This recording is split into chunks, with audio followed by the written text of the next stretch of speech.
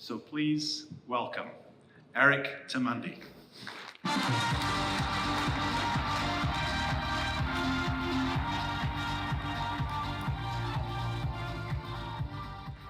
Woo! Good afternoon. 4:15 slot, final slot of the conference. I know everyone is full of energy and ready to go as we close things out today. John, thank you so much for the introduction. My name is Eric Termuende, and it truly is an honor to be here. Ori, to work with you and your team again is absolutely fantastic, and to have a conversation about the future of work, well, I'm excited. It's the bottom line.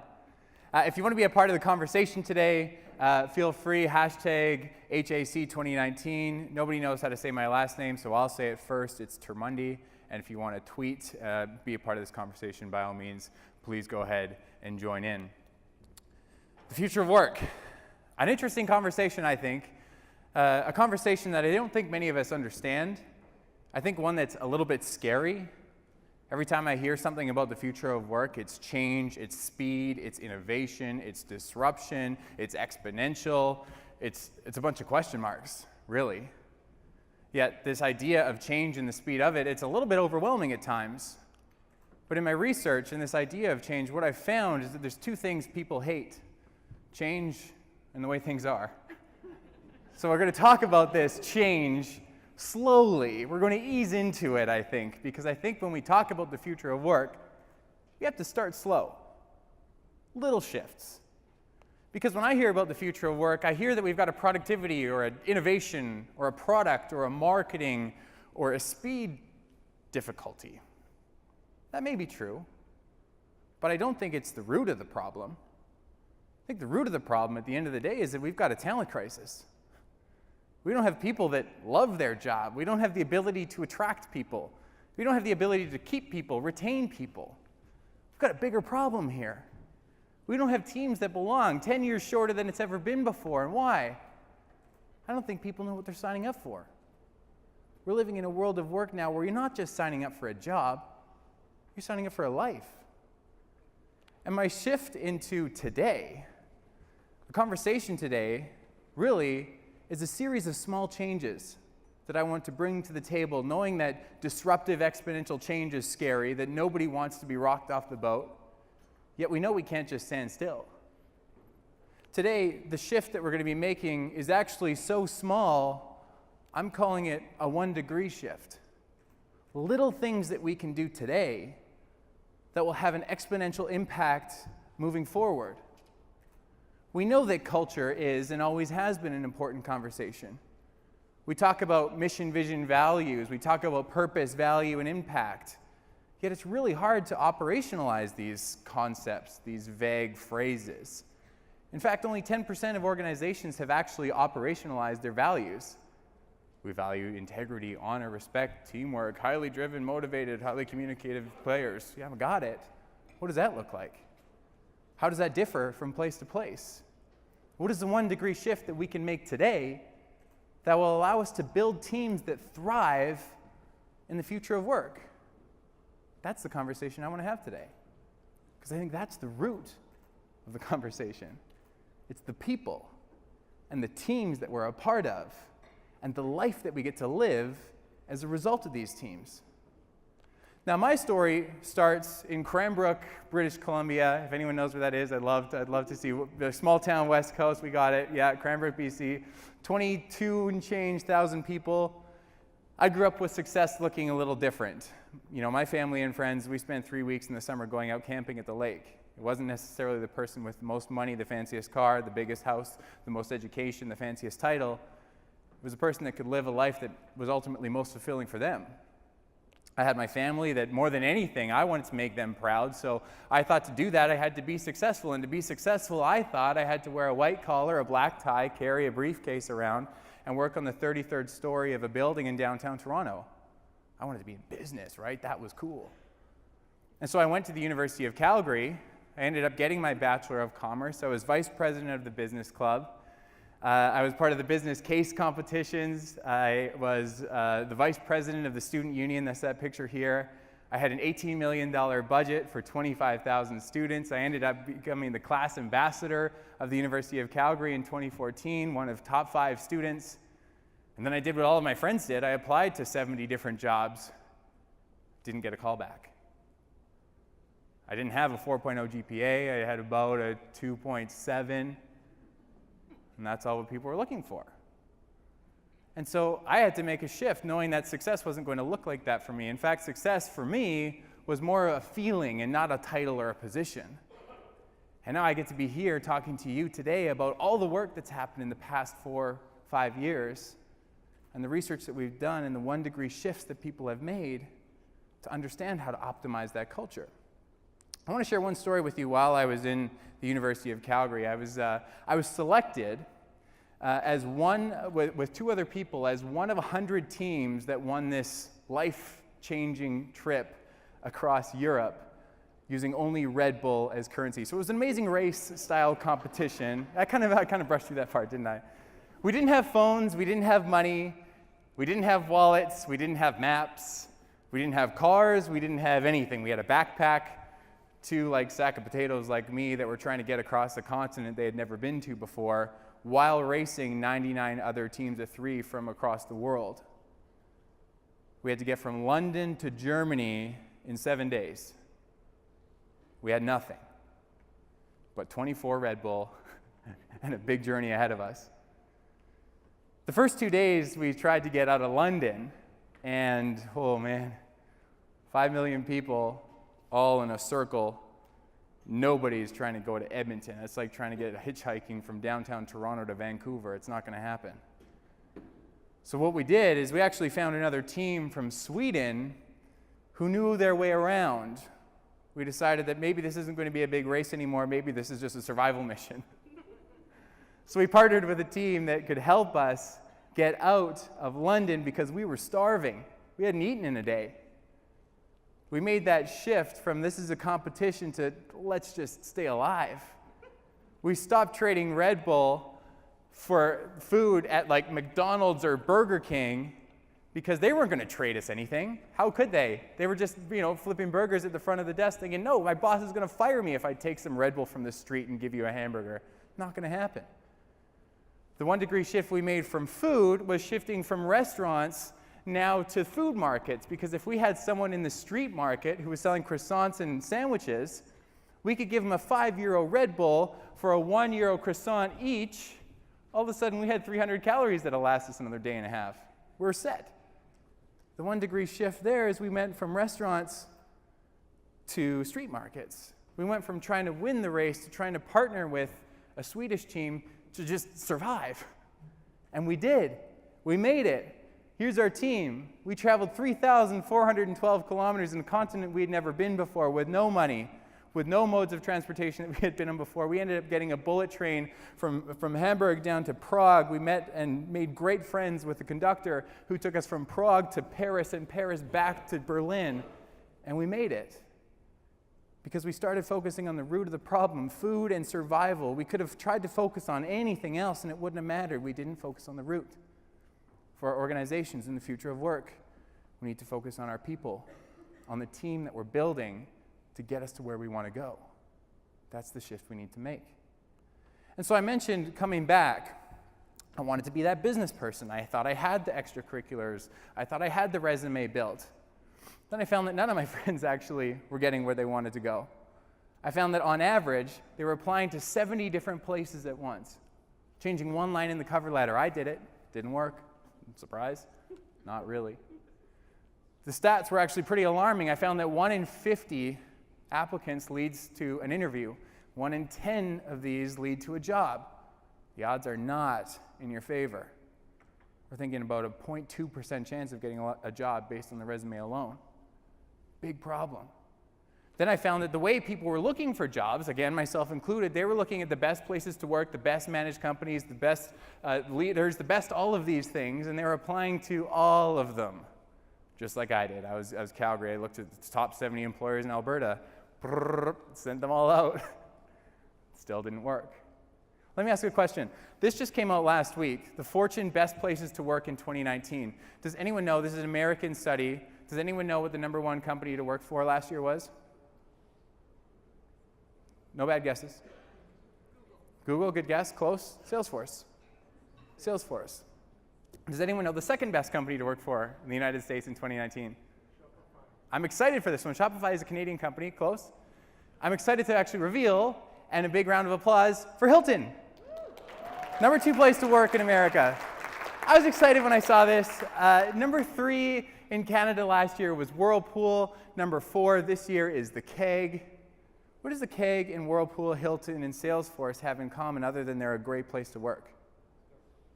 Not much, really. Because when I was trying to apply, what I was thinking is, yeah, this is a great place to work. But what I want to suggest is someone that works at Hilton wouldn't necessarily want to work at Salesforce. Someone at Salesforce wouldn't necessarily want to work at Hilton, want to work at Whirlpool, want to work at the Keg. They're great places to work, but for who? For the people that are there. And until we know what makes them a great place to work, we're missing the mark. And so we look at the current status of work, the current state of work, and really the current state of society. I saw that Atlantica video this morning. First of all, huge, huge hats off to Atlantica for telling that story, for bringing those people to life. Because we're not signing up for a job anymore. We're signing up for a life. It's not just what happens between 9 and 5.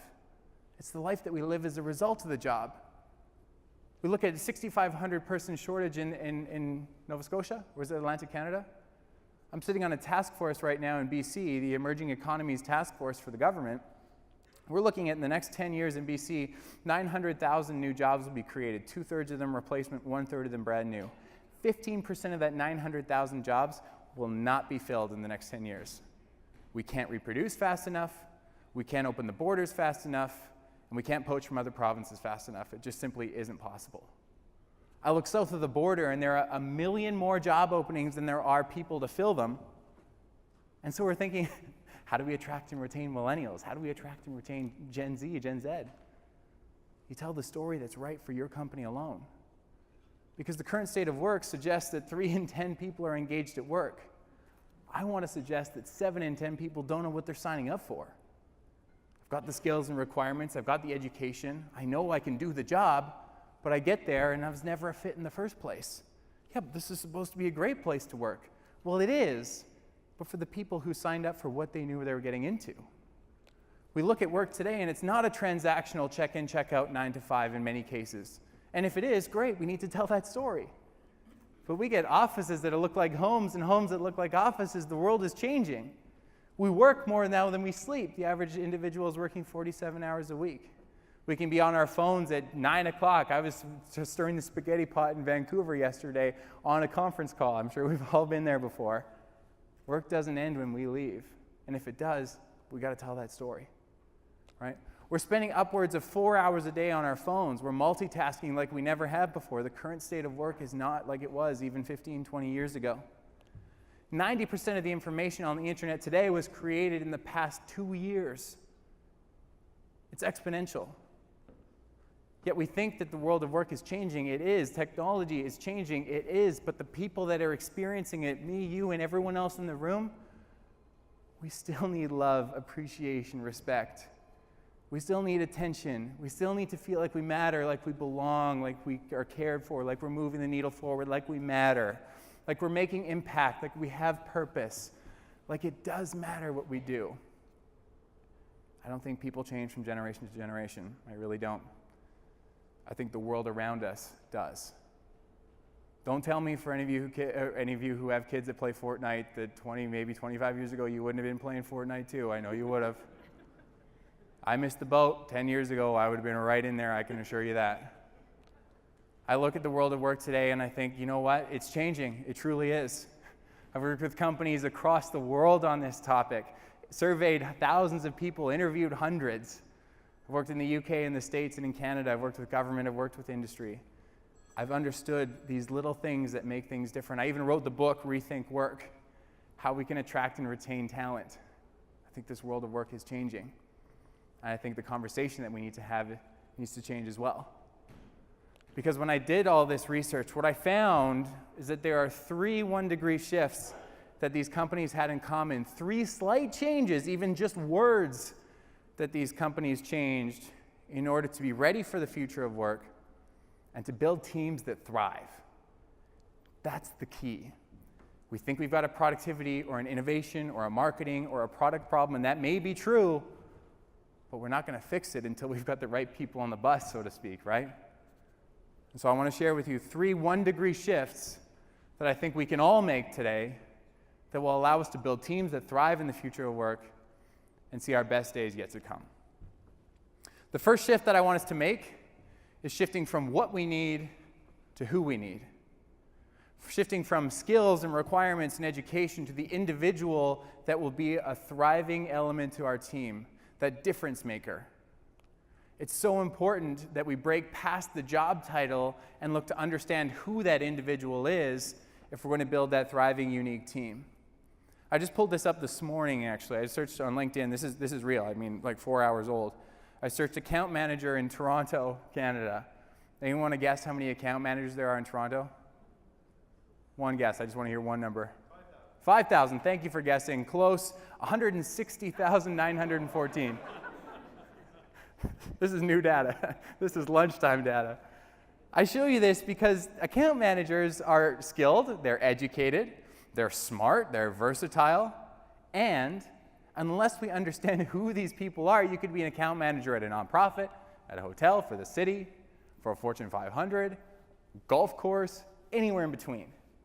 And unless we understand who that individual is and what they're going to be doing and how they're part of a bigger team, the what's just not going to cut it. A company that's done this really well, Zappos. Zappos, an online shoe retailer. They've done it so well, they know exactly who they're hiring, not what they're hiring, that if they hire the wrong person, they will offer them $2,000 to quit after 2 months. Here you go, bye-bye. You know how often they use it? Never. Because they know exactly who they're going to bring on and what experience they want to be a part of. Curious to see what it's like inside of Zappos? Well, take a look. You talk about work-life separation or work-life balance, and for us, our approach is really to focus on work-life integration, because at the end of the day, it's just life. The Zappos culture is unlike anything else I've ever seen. We joke that it's happier than Disney. It's like a family. It's like this big family, and we're happy to see each other. We come to work, we enjoy it, and we have fun here. Company culture is our main business strategy. It's the #1 priority of the company. I think that we've always felt that competitors could copy our selection, they can copy our shipping, but one thing that could never be copied was our company culture. I mean, I love that, like the dance, the reindeer antlers, and I'm thinking, boy, it would not last a day in there. Not a chance. Between the awkward laugh and Fred No Title Mossler, I mean, it's not a place for me. And the sooner we know this, the better off we'll be. Because it's not about attracting what people can do. There are a lot of online shoe retailers, people in e-commerce, full-stack developers, UI, UX designers. We got it. That's great. But now I can tell you, too, that when Zappos is this clear about who they're trying to bring on and what that experience is going to be like within their office, that it's not about what they can do, it's about who they are, right? And how they're going to thrive in that environment. Again, an environment, truthfully, that's only right for Zappos, and for good reason. So the shift is shifting from what to who. And it's not just in the workplace that we see these shifts. I had a good friend of mine, Emma, who about 1.5 years ago recently became single. No, this isn't Emma. Somebody else is. But, we went for coffee about 1.5 years ago, and she said, hey, single, I'm trying out this new thing, trying out Tinder. So, good luck. What she was doing on Tinder was the same thing a lot of us do when we're looking for jobs. We swipe, swipe, swipe, swipe, swipe. Yep, nope, looks good, looks good, looks good, nope, yep. And then, it's a bit of a roll of the dice when we get there to see if it's any good or not. What we're looking for is what? What Emma was looking for was a millennial male. Perfect. What she found was something that looked a little bit like this. Maybe. Who knows? Let's give it a try. Let's give it, 15 dates, 15, 20 dates. Let's see how it goes. It didn't work. Emma spent 6 months going on all these seemingly blind dates. I mean, the guy looked good for her. That's what she wanted, but who they were was not the same. Emma went out hiking 65 days 2 years ago. She loved being outside. She did everything outside. Yet when she was swiping, who knows? When we're looking at these job descriptions, who knows? Maybe Maybe. So I said to her, okay, well, if you're shifting here from what you're looking for, a male millennial, roughly, to who you're looking for, and you love hiking, well, why don't you go to a hiking club? Why don't you see what you find, who you find? Sure enough, first day she went to the hiking club, she found someone. Fast forward to now, they're dating. He works at the hiking club. They were out 75 days last year, and she's never been happier. She shifted from what to who. And when we think about this what conversation, I'm often asked about this generational conversation. What about millennials? What about those narcissistic, job-hopping, not loyal, basement-dwelling generation that live in their parents' basement? Right? Maybe. Depends on the headline you read. But this idea of generations and grouping people based on what they are and not who they are is a gross misunderstanding of the individual. We're missing the mark. And truthfully, this generational conversation is not new. In fact, I got a quote for you. The children now love luxury. They have bad manners, contempt for authority. They love chatter, and show disrespect for elders, and love chatter in the place of exercise. Does anyone know whose quote this is? This is a Socrates quote. A couple thousand years older than anyone in here. This generational conversation is not new. We talk about people based on what they are, not who they are. Oh, these millennials, how do we attract them? How do we keep them? I don't know. They just don't get it. I know, I am one of these, I think. Between which years, I'm going to ask you, between which years were millennials born? I'm asking, what do you think? 82 to 2000, I heard someone over here. 84 to 2001, one more maybe from this side of the room. Any guesses, any thoughts? 80 to 95? Yeah, roughly, 82. All right, I'm close with you on that one. I like to say 1980 to 1995. That's just my number. Represents about 21% of the population. It's about 7.5 million Canadians. But I didn't think that my opinion was good enough. I didn't necessarily think that I was more right than anyone else, so I did a little bit of digging. And then I wanted to actually end this conversation for us once and for all so we can all agree and we can all understand what the research says when millennial was born. Well, the jury's still out.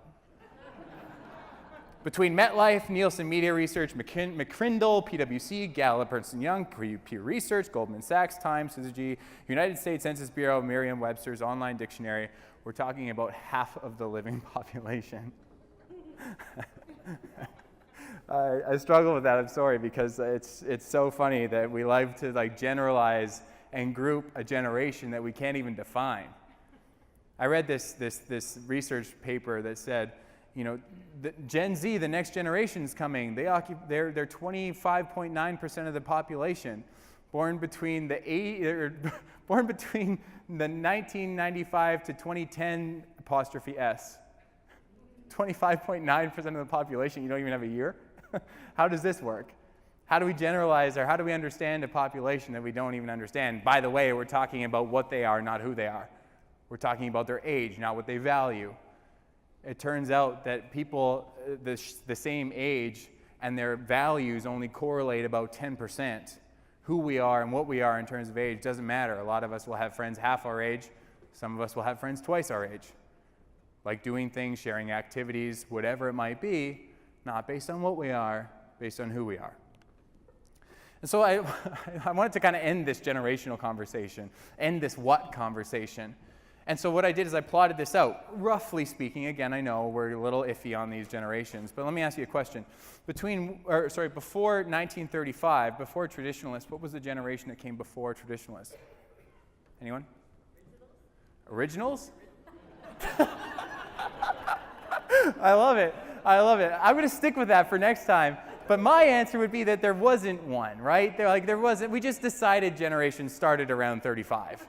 Right? We've got traditionalist boomers, Gen X, Gen Y, Gen Z. Then I guess what I would call the battery generations, like A, AA, AAA.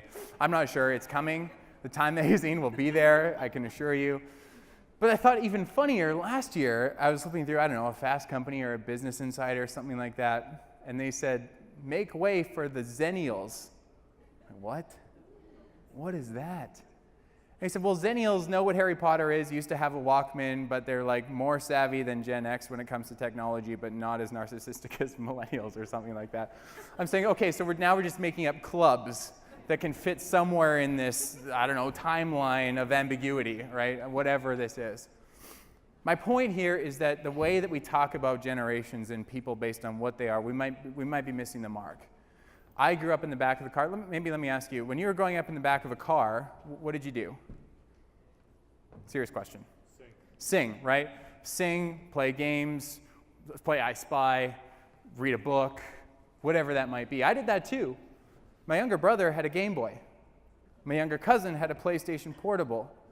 Then the Dodge Caravan screens came down, then the seatback screens came, then those were gone. Then it was the internet connection on the portable, then there was 4G LTE, and now we're playing Mario Kart against someone in Japan driving down the 403. This happened in the last 10 years. The times are changing, I don't think the people are changing all that much. And so I'll give you an exhaustive list on how to attract millennials. Ready? Treat them like you want to be treated. Full stop. And I say this because when we're looking for a job, when we're looking to be treated a certain way, when you were looking to take that first job or even that second job, what are the things that you wanted to know? What are the things that your company, your hotel are doing very well? Tell them. What are you struggling with? Tell them. We talk about transparency, and we talk about an age of information. Any one of us in here today could apply to a job in Stockholm, be accepted by March 15th, and be there by the end of the month. We don't even know if we like Stockholm. I tend to love it here. So even if the job is great, we're not talking about a big enough picture. When we try to attract people, I kind of look at it like a lottery today. We've got people that are applying because they've got the skills and the requirements where each individual is a number. I had an oil and gas company in Calgary said they had 1,500 people apply to their executive assistant position. They took the top 90 resumes, threw them in the recycling, went through the bottom 10% and hoped for the best. We're not telling a good enough story. In fact, I went to take this one step further, and I looked at 15 sort of dynamic elements within the workplace. Environment, whether it's work at home or work in the office, it's structured. I heard a lot in the pre-call about this idea of family. And if we talk about the resume, and it's just skills and requirements, education, experience, I figure we've got about a 1 in 33,000 chance of getting the right person. We're not trying to be everything to everyone. In fact, when we are trying to be everything to everyone, we end up being nothing to anyone. We've got to choose our lane, understand the people that will thrive here. And for anyone who's taking notes, what I wanted to do is I wanted to give you resources. I want to be more than just 45 minutes on the stage here today. So if you take a picture of this slide, I think the only thing you can buy on my website is a book if you really want it. So don't think of this as an upsell or a sell at all. I've got pages of resources that you can get, and I've got this slide at the end. But I want you to have them because I think that if we can build teams that thrive, not only can we create more prosperous organizations, but better lives to live. Better mothers and fathers, better sons and daughters. Because if we can come home from work and have a little bit of a skip in our step and a smile on our face, imagine the potential of the life that we can live. I think we've got a big change that's happening right now, and I think it starts on days like today. I flew in last night. We did a couple of loops in Guelph as the snowstorm was kind of slowing our land, and I ended up talking to the flight attendant. I said, hey, how long have you worked at Air Canada for? And she said, actually, this is my second week. I said, really? How do you like it? She said, I love the people. I love it. This is great. Some of you are thinking, Air Canada? No, but she loved it. I said, well, where were you before? And she said, WestJet.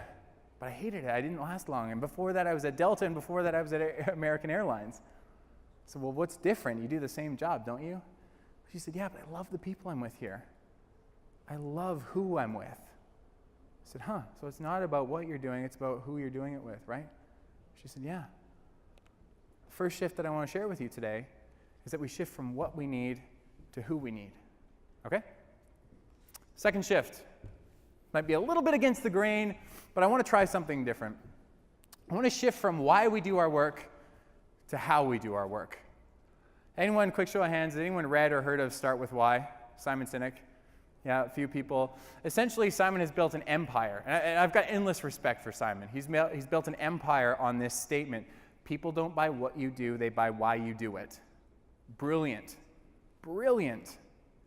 And I don't think it works when it comes to talent. Let me give you an example. This is my friend. His name's Brian Scudamore. Brian is a fun-loving, quirky, self-identified, weird guy who loves people, loves customer service, whose cell phone, when I went to see him last week in Vancouver, was a banana. You know, he loves having fun. He wears his Chucks to work. He happens to be the founder of 1-800-GOT-JUNK. I'm sure many of you have seen the blue trucks rolling around in our cities. He's done quite well for himself, actually. He's built a $370 million organization. They've capped out at 157 franchises, over 1,700 people. And again, they pride themselves on being 100% quirky. The company didn't end up like this unintentionally, and it wasn't without rocky road that got them here. In fact, here's how it started. I just want to show you sort of the early days of 1-800-GOT-JUNK. 1-800-GOT-JUNK. 1-800-GOT-JUNK. 1-800-GOT-JUNK. 1-800-GOT-JUNK. 1-800-GOT-JUNK. 25 years ago, it was a tight summer labor market. It was almost impossible to find a summer job. I was in a McDonald's drive-thru of all places, contemplating my future. College was going to start in September, and I had to find a way that summer to pay for college. Job placement in some employment centers is down as much as 30%, and officials are blaming the recession. There I was, that McDonald's drive-thru, and the idea just about literally hit me. It was a beat-up old pickup truck with plywood side panels built up on the box. It said Mark's Hauling on the side. The two Vancouver students decided they weren't going to wait for someone else to find them a job, so they started their own business. And I saw this beat-up truck filled with junk, and I knew there was an opportunity there. I saw a possibility, and that possibility was go buy a truck of my own, start a junk removal company, and a week later, my company, the Rubbish Boys, was formed. Brian's done very well for himself. Now he has a conglomerate of companies, all in industries that are not sexy, I'll say, in house painting, in house cleaning, in junk removal, etc. And in 1989, he started his company. In 1994, he had 8 people and 5 trucks. And when you look at the noble cause of 1-800-GOT-JUNK, it's not to save the planet. It's to pull your old couch out of your basement and get rid of it for you. It doesn't necessarily have to be the why, it's the how. But in 94, Brian realized that he had a team of people that could do the job. Physically, they were able to do it. The business was doing quite well, but he hated coming into work every day. It was physically draining. His marriage was suffering, he wasn't able to get outside, and he hated coming into work and doing that thing that he wanted to start. So he made that 1-degree shift and he said, hey, I don't like how we're doing this. These people aren't customer service focused. They're not putting other people first. I gotta do something drastic. He fired the whole team and started with one person, him again. He then brought in some new policies where the first interview would be over a beer, and as the team got bigger, the second interview would be over a barbecue. Beers and barbecues, that was his policy, because he didn't just want what people were doing. He couldn't necessarily rely on the why of the organization. He wanted the how to be totally aligned. How were they people going to do that job? Were they going to be quirky? Were they going to be weird just like him? Well, they had to be, or it wasn't going to work. I went into their office last week, and they've implemented this language called PIPE. It's either on pipe or off pipe. PIPE is passion, integrity, professionalism, and empathy. And this is the common language they use at their Christmas parties, at their gathering, at their huddles. And their huddles actually are pretty interesting. And their office is even a little bit more crazy. You know, these are quirky and weird people who love the work that they do, who love how they do it. This is a picture from my cell phone last week where raccoons are hanging from the balloons, where you've got a panda bear on a guy's shoulders, where they've got their COO is dressed up as Harry Potter on the back pillar. But you won't see kegs in here. You won't see a big lunchroom. You won't see a ping pong table. You won't see dogs running around. They do good work. Quirky and weird, but good work. In his words, he said, we do very serious work, not too seriously. Now, when it comes to their office last week, we met in the WTGP room, the We Throw Great Parties room, like it's 1999 with a little Prince symbol at the bottom. And we had a great chat. You'll notice at the top the disco ball hanging from the roof. I thought that was a nice touch. Really a great party room that was, 3 chairs and a table. But when I look at his company now, at 10:55 every day, they've got a 7-minute huddle where 450 corporate employees will come together. They'll talk about their wins, they'll talk about their losses, they'll talk about what's in the media, they'll talk about new hires, they'll talk about the things that bring their team together. It's unique to them. 7 minutes. They'll call in their offices in Toronto, they'll call in their offices in Australia, and they'll have a big meeting. They do things weird, they do things quirky, they throw dance parties, and they're a junk removal company. their why isn't all that noble. In fact, they've shifted their why to being helping entrepreneurs build fulfilling lives through their franchise model. I truthfully think it's incredible the work that they've done. Brian, to me, is a hero because they've understood not just what they do, but how they do it. Not just what they want, but who they want. And today, this is their team. $370 million projected this year, 1,700 people, and one quirky, weird way of doing things their way.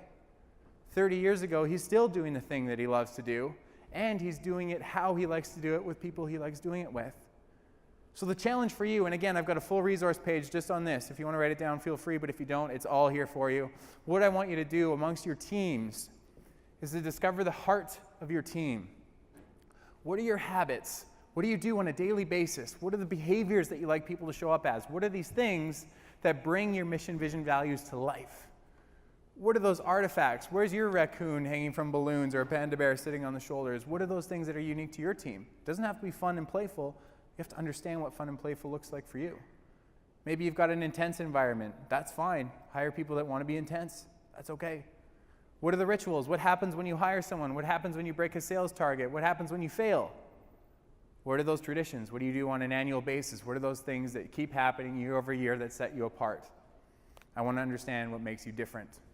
So that's what we talked about when you didn't necessarily have a noble why, but my friends at Mealshare, who are here in Vancouver and here in Toronto and in Ottawa as well, they do have a noble why. Their goal is to end world hunger in youth. Pretty crazy, a very ambitious and lofty BHAG, big, hairy, audacious goal. In fact, when you look at the menus, this is an Original Joe's menu, you'll see the Mealshare logo in the bottom left corner. Now, if I were to order the grilled cheeseburger, what would happen is I would get the grilled cheeseburger, and they would donate a meal for a child who didn't have access to the meal. Pretty noble cause, right? Well, to date, they've donated 2.5 million meals to children in need. I mean, I find that is absolutely incredible. This is a real-life Canadian company, a small startup that's making a big change in the world. Their why is incredible. But they haven't got here without mistakes. These are my friends here that have ultimately, they founded the company and are growing it today. They've made some bad hires. And they made some bad hires because they rested too much on the why and not enough on the how. At the end of the day, they need salespeople. They need people on the phones. They need people doing the same work you might do at a Deloitte or a hotel or anywhere in between. The why is great, but unless you enjoy how you do your work and who you do it with, we'll miss the mark. We can be working for Charity Water, we can be working for the Salvation Army, and if we don't like the person that we're sitting beside or working with on a daily basis, it's all for naught. We need to understand the heart of our organization. We need to understand what makes our teams different.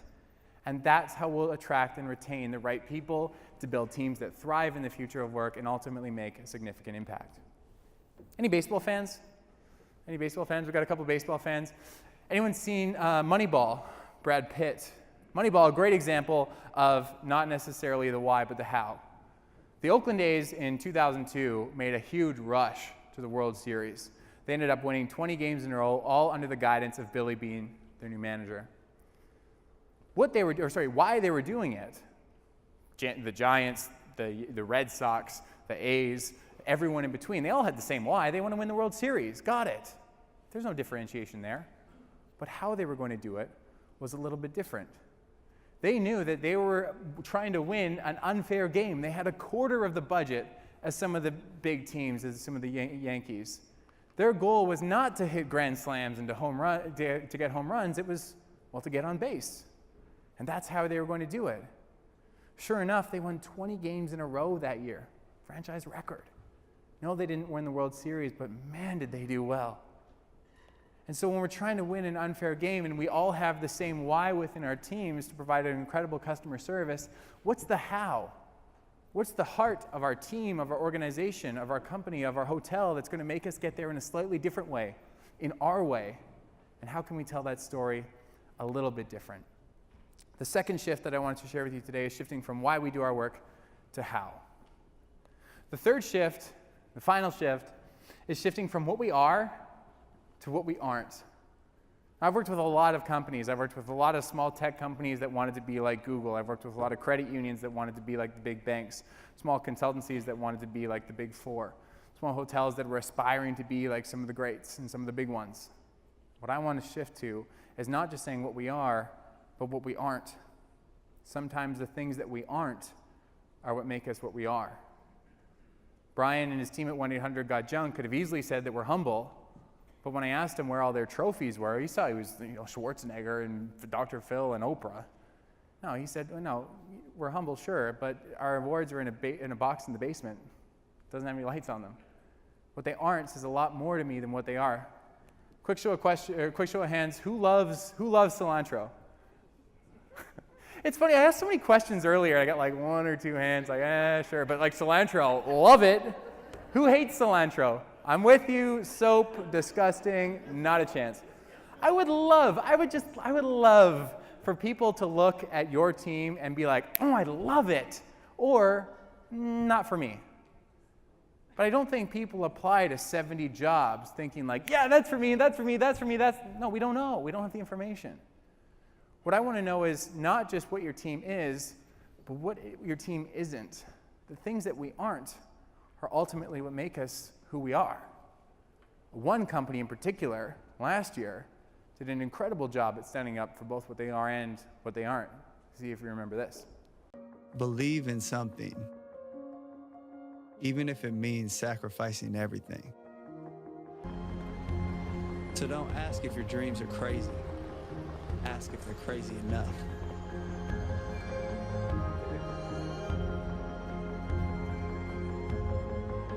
You'll remember that Nike took a big stand with Colin Kaepernick, saying what they were, but also standing against the NFL in this case, the President of the United States in this case. And you know, in some aspects, it didn't work out so well for them. They lost a lot of people. They had people literally cutting the swooshes off their socks, taping the swoosh on their shoes, burning the products. You know what happened? A $6 billion injection to their bottom line. Not a bad outcome for a very sort of controversial and strong stand, right? I think this is actually pretty incredible. McDonald's also took a stand. They said, we don't hire Turks, Greeks, Poles, Indians, Ethiopians, Vietnamese, Chinese, or Peruvians, period. Then they put a little bit of fine print at the bottom. In the fine print, you'll see North Swedes, South Koreans, or Norwegians. We hire individuals. We don't care what your surname is. Because ambition and determination have nothing to do with nationality, McDonald's is one of the most integrated companies in Sweden, with as many as 95 nationalities working for us. Join us at mcdonalds.se. Pretty interesting, right? Not only what are you, but what are you not? What do you stand against? So here's what I want you to ask. Here's what I want you to do. I want you to ask your team, what are those 3 things that we are? If we put our flag in the ground, what do we stand for? And on the flip side, what are the 3 things that we're not? When I look at these small tech startups, when I look at these small accounting firms, when I look at these small companies and say, hey, you know what? We're 9 to 5. That's it. When 5 o'clock hits, you go home. You know, when I look at these organizations that said, hey, we're all about work-life balance, or we're here from 7 o'clock to 7 o'clock. We hustle harder than anyone else, and we put work first. That's great. Don't try and be everything to everyone, because as soon as you are, you end up being nothing to anyone. When we understand the good, the bad, the ugly, when we understand the experience and the life that we live as a result of the job, great things happen. When I look at this, what we are and what we aren't statement, I mean, I come from small town Cranbrook, British Columbia. What we aren't is the big city. What we aren't is a town on the ocean. What we aren't is people who are chasing money in many cases.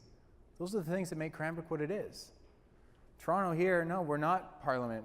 We're not a government town. We're not on the canal. We do have the Leafs. We're not the Senators. This is what makes Toronto what it is, right? It's really easy to say that we're progressive, forward-thinking, collaborative, dynamic, highly communicative. That's great. What are you not? Because what I've found is when we understand what we're not, our true identity reveals who we really are at the same time. The third shift is shifting from what we are to what we aren't, and really articulating what that experience is as a result of our teams. So today we've talked a lot. We've talked a lot about, I think, the future of work, but really building teams that thrive in the future of work. A lot of us think that we've got a productivity, an innovation, or a product problem, and while that may be true, that's not the root of the problem. The root of the problem is that we've got a talent crisis. 6,500 people short in Atlanta, Canada.